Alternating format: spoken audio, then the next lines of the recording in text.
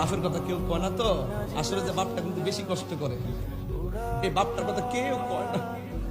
খালি পকেটে বাজারে গেছে, সন্ধ্যার আগে বাজার লই আইব, টাকা পকেটে নাই, আমার ছেলে কি খাইবো, ঋণ ফিরে বাজারটা ফিরে নিয়ে আসে, কিন্তু ঘরে ঢোকার সময় হাসি মুখে ঢুকে, বাপটা কিন্তু খুললে কয় না।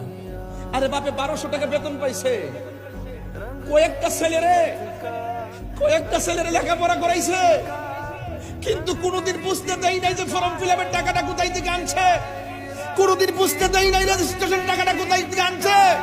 আমার কাছে তো বড় কষ্ট লাগে, ছোট্ট একটা পেটের মধ্যে 2 সন্তানের জায়গা হলো, ছোট্ট একটা পেটের মধ্যে 2 সন্তানের জায়গা হলো, আর তোর লক্ষ টাকার ফ্ল্যাটের ভিতরে, তোর লক্ষ টাকার ফ্ল্যাটের ভিতরে তোর মার জায়গা করে দিতে পারলি না।